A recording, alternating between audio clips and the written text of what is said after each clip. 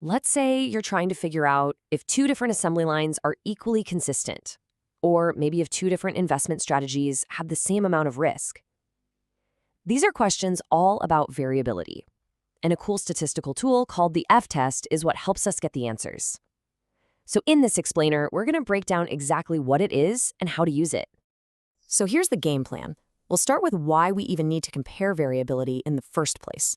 Then we'll peek under the hood at the F distribution and talk about the really important rules you have to follow. After that, we'll get into the actual calculation, walk through an example step by step, and finish up with some common mistakes to watch out for.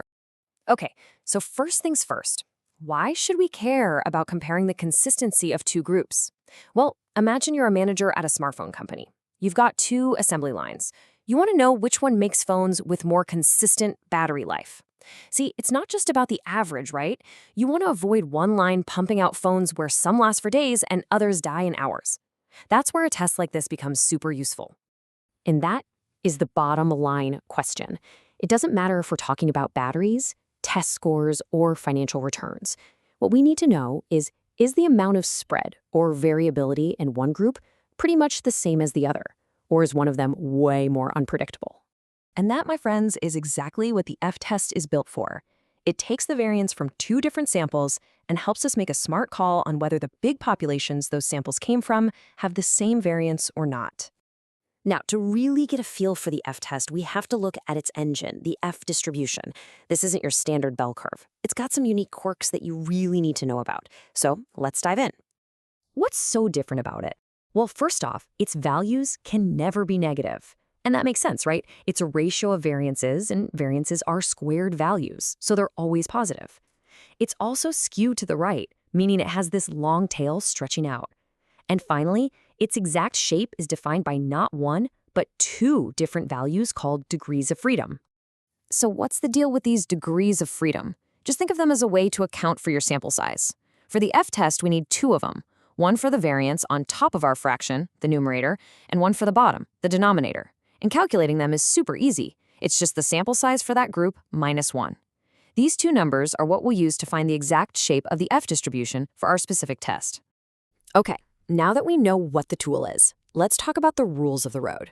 And this part is absolutely critical because the F-test is a powerful tool, but it only works if you use it in the right situation.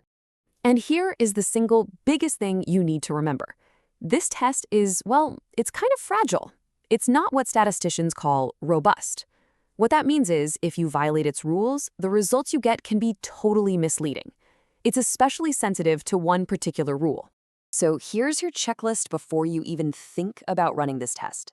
First, your samples have to be independent and random. That's pretty standard stuff. But the second point, this is the big one.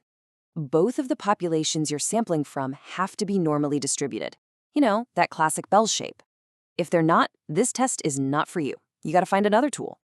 All right, now that we have the warnings out of the way, let's get into the fun part, the actual calculation. The number we're trying to find is called the F statistic. And you know what? The formula is beautifully simple. Our test statistic, which we call F naught, is just the variance of the first sample divided by the variance of the second sample. That's it. This number basically tells us how many times bigger one variance is than the other. Now here's a little pro tip that just makes life easier. By convention, you always put the larger of the two sample variances on top, in the numerator. This just guarantees that your F statistic will be 1 or bigger, and that simplifies things when you go to look up your p-value later. Okay, theory is great, but let's be real. Seeing it in action is how it all clicks into place.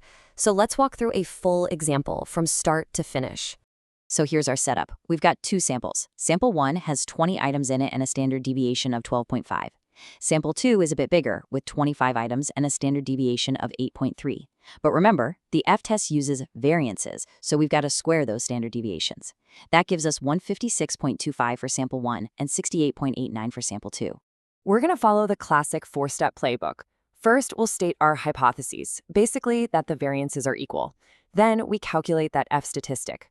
Third, we find our p-value and see how it stacks up against our significance level alpha. And finally, we make a decision and state our conclusion in plain English. So let's do step 2. We'll follow that convention we just talked about. We take the larger variance, 156.25, and divide it by the smaller one, 68.89. And when we do that, we get our F statistic 2.2681. This number is the summary of what our sample data is telling us. And now for the moment of truth in step 3. We plug our F statistic and our degrees of freedom into some software, and it spits out a p-value of 0.0595. We're testing this at a standard alpha of 0.05. Now you might remember the little rhyme. If the p is low, the null must go. Well, in our case, our p-value of 0.0595 is not lower than our alpha of 0.05. So that leads us straight to our conclusion. Since our p-value is bigger than our alpha, we fail to reject the null hypothesis. What that means, in plain English, is that even though our two samples had different variances, the difference wasn't big enough to be statistically significant. We just don't have enough evidence to say the variances of the overall populations are really different. All right, before we wrap this up, let's quickly go over 3 common traps that are really easy to fall into. Knowing these will definitely save you some headaches down the road. First, and I know I sound like a broken record, but you absolutely cannot ignore the normality requirement. Always, always check your data first. Second, a super common slip-up is plugging in the standard deviation instead of the variance. Remember, you have to square it first. And finally, make sure you get your degrees of freedom in the right order. The first one has to match the variance you put on top, and the second one has to match the one on the bottom. And that's the F-test in a nutshell. We've covered why we use it, how it works, and what to watch out for. But that biggest takeaway is its sensitivity. So it leaves us with one last important question. What's your plan B? What do you do if your data isn't normal? Well, that's when you start looking into other tests, like Levine's test. Exploring those is a fantastic next step. Thanks for watching.